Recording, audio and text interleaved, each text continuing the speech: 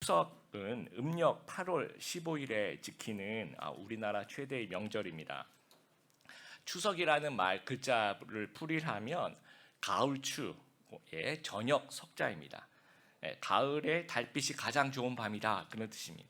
1년 중 가장 큰 보름달이 이제 어저께였죠. 달의 명절입니다. 그리고 한가위라 그러죠. 그 한가위란 뜻도 한이라는 말은 이제 크다는 말이고 가위란 말이 이제 가운데 있다라는 말입니다. 그래서 8월에 한 가운데 있는 큰 날이다라는 말이에요. 가을의 한 가운데 있는 큰 날이다라는 말입니다. 자연이 베풀어 주는 그런 축복이 있어요. 수확의 계절이고 추수에 대한 감사를 또 드리는 그리고 쾌적한 날씨 참 좋죠. 보름달도 뜨고 먹을 것도 많습니다. 그래서 아주 풍성하고 정겹고 그래서 이제 우리 어르신들이 그런 말씀하시죠. 더도 말고 덜도 말고 한가위만 같아라 이런 말씀들을 하십니다. 아무리 풍성하고 좋아도 사람과 이 죄인이 이렇게 개입이 되면 좀 아름다움이 줄어드는 것 같아요. 전 세계 그 내전 지역이 있습니다. 아프리카나 중동 같은 지역을 보면 자연이 그렇게 아름답습니다. 천혜의 자원과 아름다운 또 자연과 또 유수한 그런 역사를 지니는 그러한 지역인데 사람들이 이제 모여서 갈등을 일으키는 겁니다. 아무리 풍성한 한가위 명절이라도 사람들이 모이면 자연스럽게 갈등이 증가합니다. 세대 간의 생각과 문화의 차이에서는 그런 갈등들이 있고요. 또 이제 남녀 역할 사이에 그런 갈등들이 있고 그런 것들이 감정 싸움으로 이제 번지게 됩니다.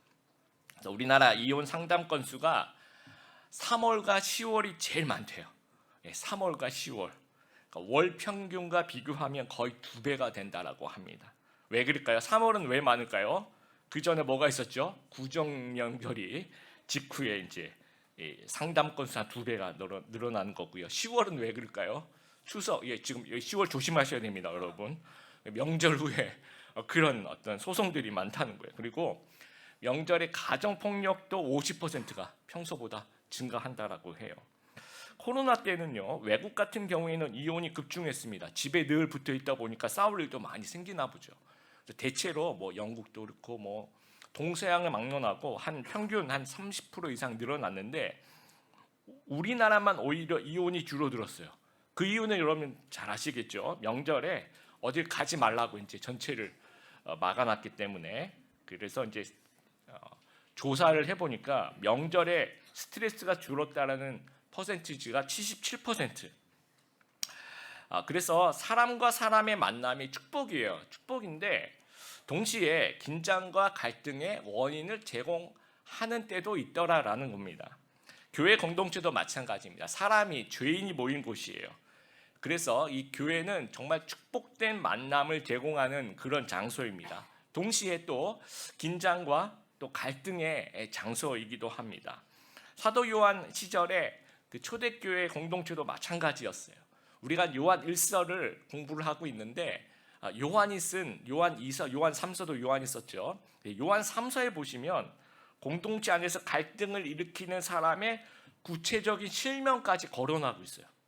그 정도로 이제 문제가 됐던 거죠.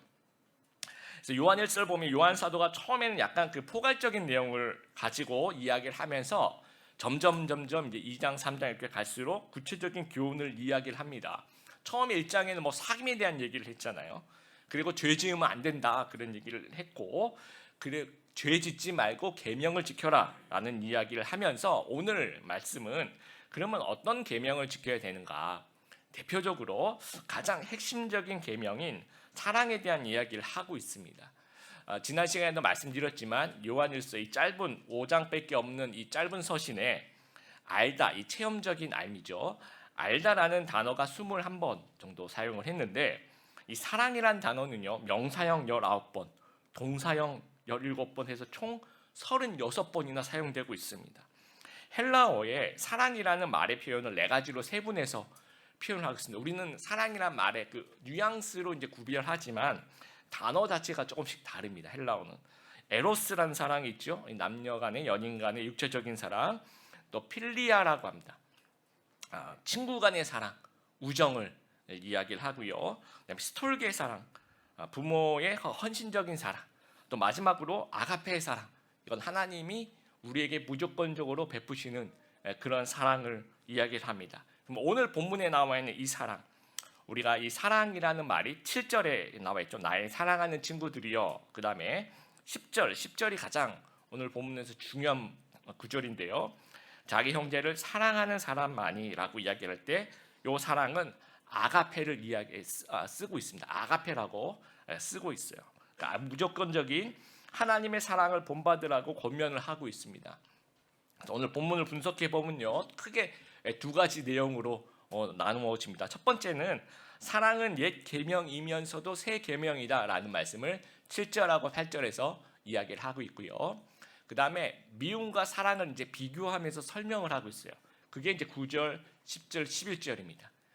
7절, 8절은 약간 오늘 본문의 서론격이고 진짜 하고 싶은 얘기는 9절, 10절, 11절이 사도 요한이 하고 싶은 이야기입니다. 옛 계명과 새 계명, 여러분 요한일서는요, 요한이 쓴 요한복음과 함께 이해하면 이 세계관이 이제 맞아 떨어집니다. 요한복음 한번 보면요, 요한복음 13장 34절에 35절, 여러분 앞에 나와 있는 같이 한번 읽어볼까요? 시작. 새 계명을 너희에게 주노니 서로 사랑하라. 내가 너희를 사랑한 것 같이 너희도 서로 사랑하라. 너희가 서로 사랑하면 이로써 모든 사람이 너희가 내 제자인 줄 알리라. 그래서 오늘 본문의 7절에 내가 옛 계명을 너희에게 쓰는데 이게 또 새 계명이래요. 옛 계명은 이제 구약 율법이죠. 구약 율법에 사랑에 대한 계명이 많습니다. 근데 유대인들이 일종의 그 울타리를 정하는 거예요. 누가 내 이웃입니까? 예수님께 그렇게 물어보죠. 울타리를 정하는 거죠. 그래서 내가 생각하기엔 내 이웃이 아닌 사람, 그 당시 유대인들은 세리들, 장녀, 이방인들, 이런 사람들은 사랑의 대상에서 이제 제외를 지키는 겁니다. 그리고 이 계명의 문자만 이렇게 지키는 거죠. 살인하지 말라 그러면 죽이지만 않으면 되지 뭐. 내가 저 사람 미워하고 내가 저 사람 조롱하고 하지만 나는 저 사람 안 죽였어. 나는 그래서 살인하지 말라는 명령을 지켰어. 이렇게 생각을 하는 겁니다. 그래서 8절에 새 계명을 이제 예수님께서 주신다는 거예요. 옛 계명을 새롭게 해석하는 거죠. 새 계명은 사랑의 관점에서 율법을 해석하는 겁니다. 그래서 누가복음 10장 26절에서 28절 같이 한번 앞에 나와 있는 말씀 보면서 같이 한번 읽어보겠습니다. 시작. 예수님께서 그에게 물으셨습니다.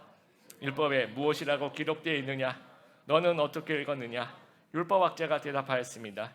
내 마음과 모든 목숨과 모든 힘과 모든 뜻을 다해 주 내 하나님을 사랑하라고 하였고 또한 내 이웃을 내 몸과 같이 사랑하라고 하였습니다. 예수님께서 그에게 말씀하셨습니다. 내 대답이 옳다. 이것을 행하여라. 그러면 살 것이다. 그래서 율법의 기본 정신이 사랑이라고 이야기를 합니다. 하나님을 사랑하고 이웃을 사랑하는 것. 그래서 살인하지 말라 그러면 안 죽이면 된다가 아니라 이 사랑이라는 새 계명이 더해져서 생명을 존중하는 것이구나 라는 것까지 확대가 되고요. 간음하지 말라, 이건 내가 바람만 안 피우면 됐지 라는 그런 소극적인 면에서 이 사랑이 가미되면서 결혼의 그 언약을 정말 존중하고 그 사랑을 온전히 이루는 것을 포함한다라는 것. 사랑은 옛 계명인 율법 안에서도 존재하지만 새 계명인 사랑 안에서 재해석이 된다라는 말씀이에요. 이제 우리 사도 요한 선생님께서 본문에 사랑의 범위를 좀 좁혀요. 9절, 10절, 11절에 계속 나오는 반복되는 단어가 있는데 뭐냐면 형제라는 단어입니다. 그래서 아까 우리가 읽었던 요한복음 13장에도 그런 얘기를 하죠. 너희가 서로 사랑하라. 그 서로가 누굴 얘기할까요? 이로써 모든 사람이 너희가 내 제자인 줄 알리라. 그래서 같은 크리스찬들에 대한 이야기를 하고 있습니다. 형제, 이 믿음의 공동체. 요한일서는 또 여러 공동체에 보내는 편지입니다. 그래서 이 형제 사랑, 그러니까 이 사랑이라는 범위가 굉장히 이웃 사랑이 넓은데요. 그 중에서 이제 오늘 본문은 좀 형제 사랑으로 우리 교회 공동체에서 여러분 주변 오른쪽 왼쪽에 앉은 이 하나님의 사랑으로 형제 자매된 교회 공동체 안에서 성도들끼리 어떻게 지내야 되는지를 말씀하고 있다라는 겁니다. 그래서 이제 미움과 사랑을 대조 비교하고 있는데요. 9절 말씀 보면요, 여러분 성경 가지고 계신 분들 9절 말씀 보시면 나는 빛 가운데 있습니다 말하면서 자기 형제를 미워하면 그는 여전히 어두운 가운데 사는 사람입니다 라고 얘기를 해요. 그러면 9절에서는 미움은 어두움이고 사랑은 그러면 이렇게 대적 비교하는 거니까 빛이다라는 이야기를 하고 있습니다. 그리고 10절 자기 형제를 사랑하는 사람만이 빛 가운데 살고 있는 사람이며 그런 사람은 다른 사람을 잘못되게 하는 일이 없습니다라고 얘기해요. 자기 형제를 사랑하는 사람만이 빛 가운데 살고 있는 사람, 아까 이제 9절에 했던 얘기예요. 그리고 그런 사람들은 다른 사람들을 잘못되게 하는 일이 없습니다. 실족하게 하는 일이 없다라는 거예요. 그러니까 미움에 있는 사람은 실족하게 한다라는 얘기예요. 그리고 사랑하는 사람은 실족하는 일이 없다라는 거예요. 이 실족한다라는 헬라어가 여러분도 들어봤을 스캔달이라는 표현 요즘 많이 쓰죠, 그렇죠? 뭔가 스캔달이 있다, 뭐 이런 표현 많이 쓰죠. 이제 이게 헬라어 스캔달론이란 말이 이제 뭐 넘어지 장애물을 만들어서 넘어지게 한다, 뭐 그런 뜻입니다. 11절 그러나 형제를 미워하는 사람은 어두운 가운데 있는 사람이며 어둠 속에 살면서 자신이 어디를 가고 있는지를 알지 못한 사람. 그러니까 미움에 있는 사람은 길이 없는 거예요. 길을 잃어버린 거고 사랑의 사람은 길을 알고 있는 사람이다라고 해요. 그것은 어두움이 그의 눈을 멀게 만들었기 때문입니다. 그럼 미움은 눈이 먼 거고요, 그렇죠? 사랑은 눈이 띄어진 거라고 그렇게 볼 수 있는 거예요. 그래서 여러분이 이 표를 보시면서 제가 이게 9절, 10절, 11절 아주 쉽게 이렇게 표를 만들어낸 게 보시면서 오늘 이 말씀을 하고 계십니다. 이걸 미움과 사랑을 계속 비교를 하는데 결국 사랑에 대한 이야기를 하고 있는 겁니다. 미움은 어두움이고 실족시키고 길을 잃게 하고 나와 형제를 죽이는데 사랑은 빛이고 실족하는 사람이 없고 길이 생기게 한다. 그래서 나와 형제를 살린다라는 이야기를 하고 있습니다. 영국의 런던 대학 세미르 제키 교수라는 사람이 사랑과 미움의 감정을 연구했는데요. 뇌를 가지고 이제 연구를 했어요. 사랑과 미움 둘 다 뇌의 그 대뇌 피질이라는 부분이 있는데 그 뒤쪽에 피각 섬nhập 부위를 자극을 한대요. 대뇌 피질 부위는 어떤 부분이냐면 우리의 생각, 계산, 판단, 행동에 관여하는 그런 부분입니다. 둘 다 이제 자극을 하는 거예요. 사랑은 대뇌 피질, 그러니까 생각, 행동, 계산, 이성적인 사고를 하는 그 부분을 폭넓게 비활성화한대요. 여러분, 폭넓게 비활성화하면 어떻게 됩니까? 마비가 전체적으로 마비가 되는 거예요. 그러니까 판단과 계산을 중단시킵니다. 그래서 이제 사랑에 빠진 사람 보면 어때요? 눈에 콩깍지가 씌어졌죠, 그렇죠? 그래서 이제 사랑에 빠진 사람한테 여러분 객관적으로 얘기해주면 들어요, 안 들어요? 잘 안 듣습니다. 왜냐하면 이 전체적인 대뇌 피질이 폭넓게 비활성화 되어 있는 거죠. 그래서 굉장히 이타적인 행동을 하고 그리고 영웅적인 행동을 하게 됩니다. 미움은 똑같은 부위를 자극하는데 대뇌 피질 일부분만 비활성화돼요. 아까 사랑은 전체적으로 비활성화하는데 이 미움은 일부분만 비활성해서 일부 생각과 계산이 살아 있습니다. 그럼 그거 가지고 뭐 할까요? 일부 생각과 계산, 이것을 증오에 쓰는 겁니다. 증오의 대상에게 계산하고 복수를 계획하는 거예요. 그 외의 판단력은 좀 마비가 되는 거죠. 그러니까 파괴적인 행동을 할 수 있게 되는 겁니다. 친구 두 사람이 있었어요. 램프의 요정이, 이거 그냥 이야기입니다. 램프의 요정이 나타나서 그 친구 두 명한테 내가 너희의 소원을 하나씩 들어주겠다. 그런데 무슨 소원을 빌든지 간에 내 친구가 그 소원의 2배를 받을 것이다 라는 거예요. 그러니까 내가 집 한 채를 주세요. 그러면 나는 집 한 채를 받고 내 친구는 집 2채를 받는 거죠. 저에게 100억을 주세요. 그러면 나는 100억을 받고 내 친구는 200억을 받게 되는 겁니다. 그래서 이제 친구들이 소원을 얘기해야 되는데 둘 다 일단 생각을 하는 겁니다. 자, 뭐라고 얘기해야 될까? 근데 생각을 하다 보니까 침묵이 좀 길어지기 시작해요. 그리고 침묵이 길어지기 시작하니까 서로 괘씸해지는 겁니다. 왜냐하면 이거 먼저 말하면 좀 손해가 되는 거잖아요. 내가 먼저 말하면 얘가 2배를 가져가니까, 그래서 침묵을 지속하면서 서로 괘씸하다고 생각하는 시간이 점점 길어지니까 서로 미워하게 되는 거예요. 아니 제가 너한테 해준 게 얼마인데 네가 먼저 얘기해야지. 저쪽도 마찬가지. 네가 먼저 얘기해야지. 왜 하면서 서로 증오를 하게 돼요. 시간이 지난 다음에 결국 한 명이 드디어 침묵을 끼고 소원을 말합니다. 내 눈 한쪽을 뽑아주세요 라고 얘기해요. 그러면 저 사람 어떻게 됩니까? 눈 2개를 뽑아야 되는 거예요. 여러분 이게 이제 미움이라는 거예요. 일부가 마비되죠. 복수하는 계산만 이제 이게 살아있는 거, 나머지는 판단력은 없어지는 거예요. 이게 어두움이라는 거예요. 상대를 실족해 하는 거죠. 길을 잃게 만드는 거죠. 그래서 나와 타인을 파괴하는 겁니다. 근데 만약에 사랑하는 마음이 가득 찼다면 복수를 하지 않고 계산을 하고 싶은 마음이 없어지는 거죠. 그래서 내 친구에게 더 많은 것을 주고 싶은 마음, 내가 이 정도 가져가면 내 친구가 2배를 가져도 나는 너무 기뻐. 왜냐하면 내 친구가 잘 되는 게 나는 너무 좋아. 이렇게 폭넓게 어떤 판단이 비활성화되면서 이 안에서 사랑의 마음이 전달될 수 있다는 거죠.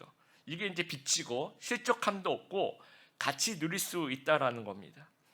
여러분 솔로몬의 재판에도 마찬가지. 누가 아이의 진짜 엄마냐? 미움의 사람은 계산하고 파괴해요. 어차피 못 가질 것 반으로 가르자. 이게 이제 사람을 실족시키는 거죠. 근데 사랑의 사람 그 어머니는 어떻습니까? 계산하지 않습니다. 실족해야 하지 않습니다. 죽이지 말고 그냥 저 사람한테 주라고 이야기를 합니다. 근데 계산하지 않았더니 오히려 길이 생기는 거죠. 해결이 되는 겁니다. 아브라함과 조카 롯이 유목생활을 하는데 하나님께서 복을 주셔서 양과 소가 굉장히 많아졌습니다. 양을 칠 목초지, 땅, 또 물이 부족하게 됐어요.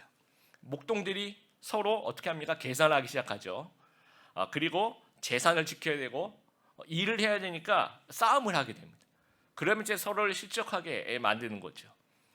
아브라함은 이제 사랑의 마음으로 계산하지 않고 어떻게 얘기합니까?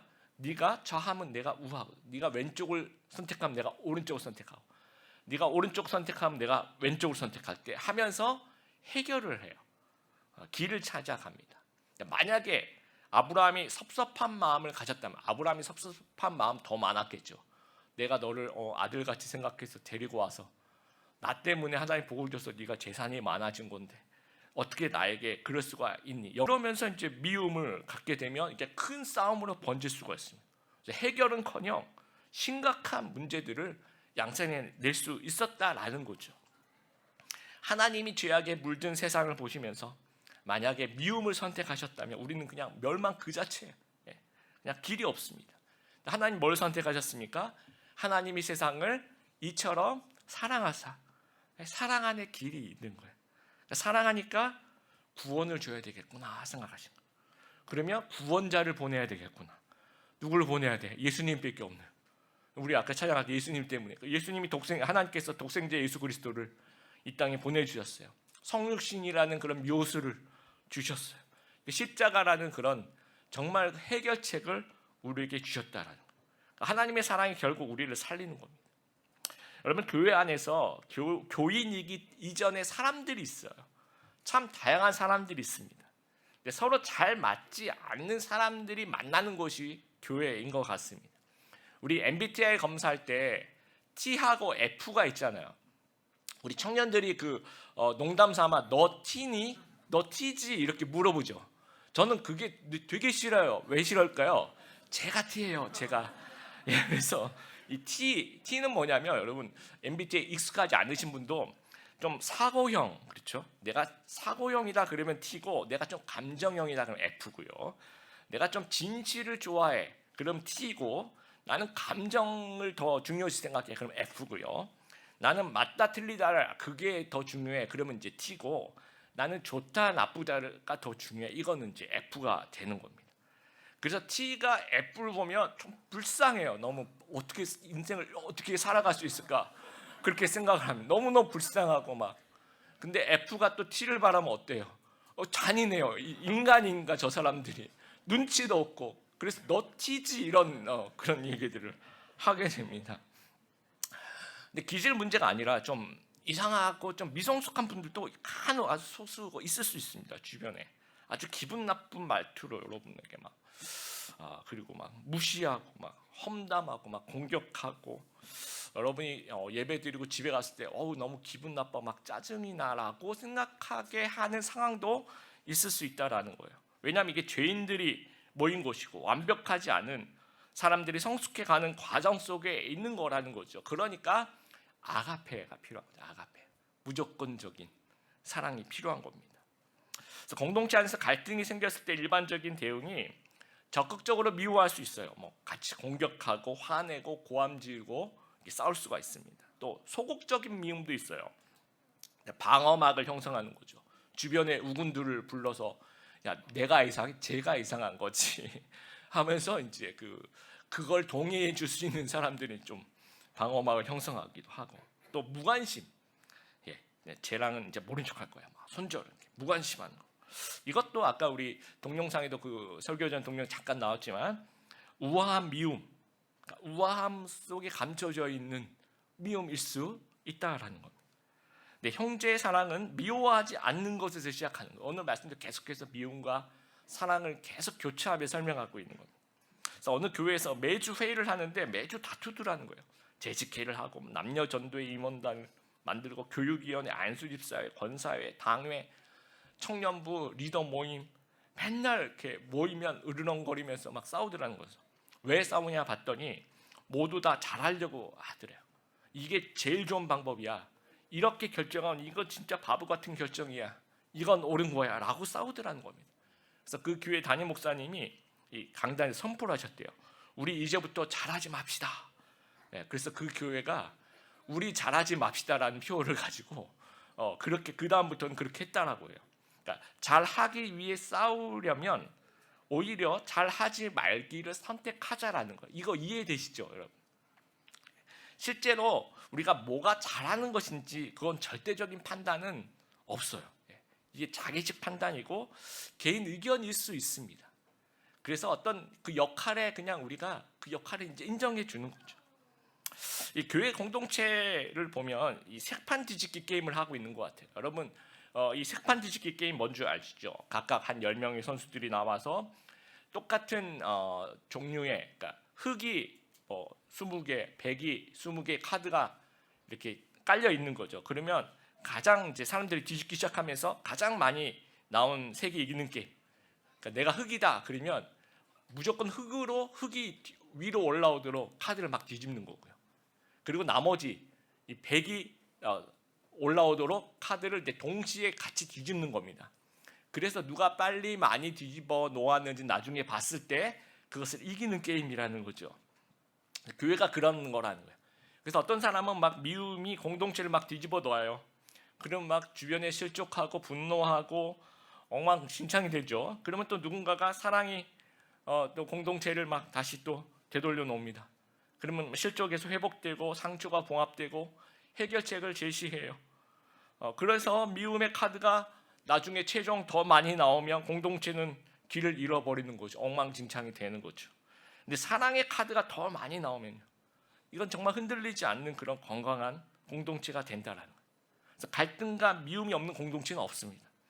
나는 중립이야. 이거는 그렇게 여러분이 난 중립이야. 그럼 결국 미움이 이기더라고요. 그래서 형제 사랑이 판을 뒤집어야 돼요. 형제 사랑 결국 이겨야 된다라는 거죠. 어렸을 때 여러분 다시 동심으로 돌아가서 여러분 어렸을 때 여러분들이 형제자매들하고 싸우면 부모님이 이제 뭐 혼내잖아요, 그렇죠? 그때 이제 우리가 뭘 합니까? 각자 싸운 이유에 대해서 열변을 토하죠. 내가 정말 나는 의인이다. 여기 죄인이 여기 있는데 나는 정말 옳은 일을 했고 얘는 진짜 벌을 받아야 마땅한 사람이다. 라는 얘기를 이제 막 설명을 합니다. 그러면 부모님이 여러분 그때 어떻게 하셨어요? 아 그래 너는 의인이니까 너 잠깐 남아있고 너는 죄인이니까 이 죄인만 혼내. 그러진 않죠. 다 똑같이 혼나죠. 그러니까 너는 첫째니까 이래서 넌 혼나고 너는 둘째니까 넌 이래서 넌 막내니까 이래서 혼나고 결국은 다 같이 혼나요. 이게 이제 부모님 마음인데요. 점점 이제 부모가 되어 보니까 그게 좀 무슨 마음인지 이해할 수 있을 것 같아요. 교회 공동체도 마찬가지. 하나님 마음은 우리가 막 싸운 이유를 얘기하고 내가 옳다고 제가 나쁘고 막 싸움 그 자체에 있지 않으신 것 같아요. 그러니까 무슨 이유에서든지 서로 안 싸웠으면 좋겠다라는 거죠. 부모님 마음도 그런 거죠. 너희가 뭐 싸우고 누가 옳고 그게 아니라 너희가 좀 어떻게 해서든지 안 싸우면 안 되겠니? 그걸 원하시는 거죠. 그러니까 누군가 성숙해서 뭔가 사랑으로 불쌍히 여겨서 갈등을 조정하고 해결해서 다툼 없이 풀어나가시기를 원하시는 겁니다. 내가 그런 교인이 되어야 되는 거죠. 따라하겠습니다. 내가 그런 교인이 되어야 한다. 형제 사랑은 배우는 것입니다. 누가복음 9장에 보면 예수님이 예루살렘을 향해서 가시면서 제자들을 파송하는데 몇 명을 이제 사마리아 마을로 가서 예수님이 이제 거기에 들르실 때 좀 영접을 해주십시오라고 부탁을 했는데 사마리아에 있는 마을 주민들이 안 됩니다. 들어오지 마십시오. 그래서 거절했어요. 그랬더니 야고보와 요한이 뭐라고 예수님께 얘기하냐면요. 예수님, 불이 하늘에서 내려와 이 사람들을 모두 태워버리라고 하면 어떻겠습니까? 여러분 이게 이렇게 써 있어서 멋있지 실제로 하나 예수님 얘네들 다 죽여버립시다. 이렇게 야고보와 요한이 얘기했어요. 그러니까 예수님이 그러나 예수님께서는 그들을 꾸짖었습니다. 라고 이제 누가복음 9장에 나와 있어요. 그래서 마가복음 3장 17절에 12제자들 이름을 쭉 얘기하면서 설명을 하는데요. 처음에 이제 12제자 이름 제일 앞에 베드로가 나와요.